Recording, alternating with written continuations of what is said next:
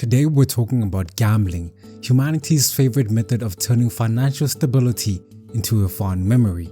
It's a hobby, a disease, and a life philosophy all wrapped up into one flashing neon sign that reads, "Maybe this time," and yet somehow we pretend it's morally worse than paying for loot boxes, when in reality gambling is just the analog version of gaming addiction, but with better lighting, free drinks, and the faint smell of despair marinated in cigarette smoke. Now I've heard the critics, it's a waste of money, it ruins lives, you might as well set your wallet on fire. While all this may be true, but have you considered, and stay with me here, that it's fun? See, gambling isn't just a pastime, it's a philosophy, a world view, a lifestyle choice for those of us who look at a perfectly stable life and say, I can't stand this shit. So today I'm here to do what no sane man has ever done. Defend gambling. Because if you squint hard enough and drink just enough casino whiskey, you'll see that gambling isn't moral decay. It's the purest expression of hope humanity ever invented. Sometimes a man must choose to be great. Sometimes a man must stand up for those who can't stand up for themselves. It's time we stand up. Stand up for the thrill of the bet, the spin of the wheel, the roll of the dice. Let's face it, life is boring. You wake up, you eat, you work, you sleep, you repeat. Life for most of us is an Excel spreadsheet with a pulse. But throw a little gambling into the mix. Suddenly, you're alive. There's a buzz in the air, your pulse quickens, your palms sweat. For one glorious moment, you're not a cog in the capitalist machine. You are the machine. The lights, the noise, the soft voice of the dealer telling you to stop breathing on the cards, that's electric. You don't think about your job, your taxes, your crippling debt. No, you think about the next card, the next row, the next chance. Gambling doesn't just entertain you, it resurrects you. It brings life to what many consider to be a boring life. You ever buy a lottery ticket? That tiny piece of paper, that $2 rectangle of possibility is worth more than gold, because for one brief moment, you're rich, you're free, you're already telling your boss to shove it and googling best private islands with Wi-Fi.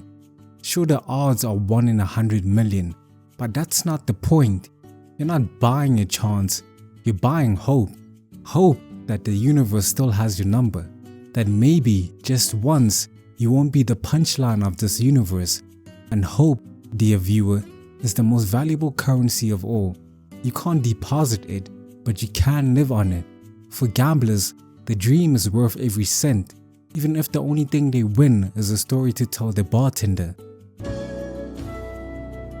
Then there's the camaraderie of the community. You ever been to a casino? It's like a big dysfunctional family reunion. You meet characters of every flavor. The hopeful newbie who just arrived. You've got the loud uncle at the craps table, the veteran who hasn't felt emotion since Bush was in office, the chatty aunt at the slot machines, the man who's convinced the machine is one spin away from the jackpot, the intense cousin at the poker table, and the woman who actually wins, proving the universe just hates you personally. It's a dysfunctional family reunion powered by caffeine, alcohol, and bad decisions. Everyone's there for the same reason, to have a good time, and maybe, just maybe, hit the jackpot. You're not just gambling, you're bonding. You're sharing the highs, the lows, the wins, and the losses. You're part of a community. You're part of a family. Let's talk economics. Casinos are GDP on steroids. They bring in billions, they create jobs, they fund entire cities. Every spin, every hand, every slot pull, that's money circulating. Money for tourism, for local businesses. So when you gamble, you're not throwing your money away. You're stimulating the economy. You're doing your civic duty. You are a patriot, and for that, I salute you. Critics say gambling is addictive. Of course it is. Everything worth doing is. Coffee, nicotine, smartphones, validation. We're all addicts. We just like to pretend our vices are more dignified because they involve productivity. Every aspect of society is built around gambling. The stock market, a casino for people who read The Economist, cryptocurrency, gambling but with better memes, dating apps, swipe-based slot machines for emotional validation, and let's not forget the greatest gambler of all, the government. Every time they print money or fund a war, that's a high-stakes bet on whether the economy can survive their decision.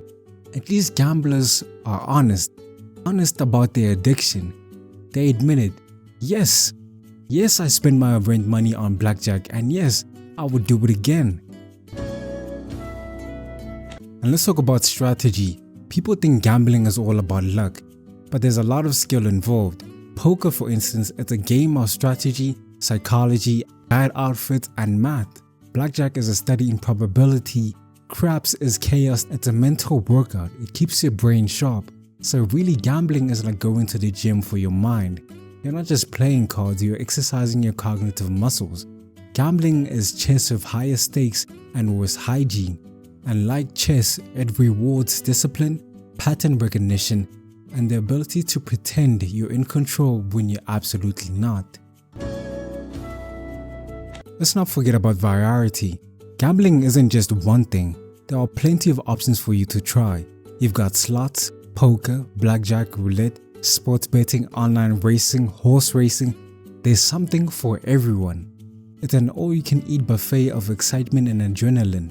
You can try a little bit of this, a little bit of that, and find what you like best. And just because you lost in one area doesn't mean you should quit. It just means that path was not for you. There's plenty of other paths you can try. As they say, the road to success is not linear. There will be times where you have to pivot to continue your journey to success. Now, some losers will ask, but what about the house edge? Have you not seen those Instagram gambling coaches, influencers who have beat the house multiple times, who've turned gambling into a full-time career? You know who came up with the term "the house always wins"? The losers, the quitters, those who are one roulette spin away from the jackpot, one slot spin away from their dreams, and one blackjack table card reshuffle away from paradise. The great philosopher Matt Damon once said, "Fortune favors the bold." And think about the history. Gambling predates civilization. The Greeks rolled dice, the Romans bet on gladiators, even ancient Chinese emperors played games of chance. Humanity has always been addicted to chaos. It's not a bug, it's a feature. So when you gamble, you're not being reckless, you're participating in a sacred tradition. When you gamble, you're connecting with the past, you're participating in a timeless ritual. You're honoring your ancestors, you're following the footsteps of those who came before you. There's a sacred ritual to every gambling experience. Hope. This is it. This is the one. You feel like you're channeling the universe. You believe the numbers mean something. The dealer nods, the lights dim, and for a brief moment, you are the protagonist. Denial. That's fine. It was just bad luck. Suddenly the machine hates you. The dealer's smirking. The universe betrayed you. But that's okay, because next time you'll win. Cope. It's not gambling if I have a strategy. You started watching tutorials on YouTube about card counting, as if casinos haven't spent millions making sure your strategy amounts to nothing but spiritual self-harm. But it's not all bad. Gambling teaches you life lessons schools could never teach. It's economics, psychology, philosophy rolled into one. You learn risk assessment, self-delusion, and how to look confident while experiencing a full-blown panic attack. It's a crash course in losing with dignity. It's character development, just a bit expensive. We love gambling stories because we love the underdog. The dreamer who risks it all and somehow wins. The janitor who hits the jackpot. The single mom who wins the lottery. The guy who mortgaged his house for poker and walked away rich. It's the American dream. Nah, fuck that. It's everyone's dream. The idea that anyone, no matter who they are, can strike it rich. It's a story of hope, of possibility, of endless potential. And we love it.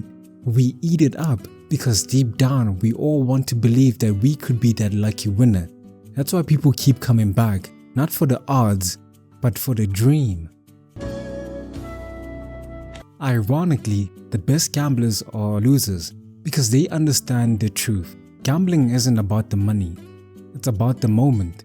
That perfect second before the wheel stops, before the cards turn, before the dice settle. That's life in its rawest form, pure possibility. Winning ends the story, losing keeps it going, and for some, that's enough. Out of 5 stars, I give gambling 3 stars out of 5. 1 star for carrying the economy, 1 for being a real-world roguelike with infinite replayability, assuming you don't go broke, and 1 for reflecting every delusion, every ambition, every ounce of irrational optimism that makes us who we are. The rest is deducted for the crushing realization the house, in fact, always wins. The 99% chance of ruining your life, and the fact that if you somehow win, they want to restrict you or kick you out. Now I wonder why they would want to do such a thing. So here's to gambling, the unsung hero of our times. May the odds be forever in your favor. Good night.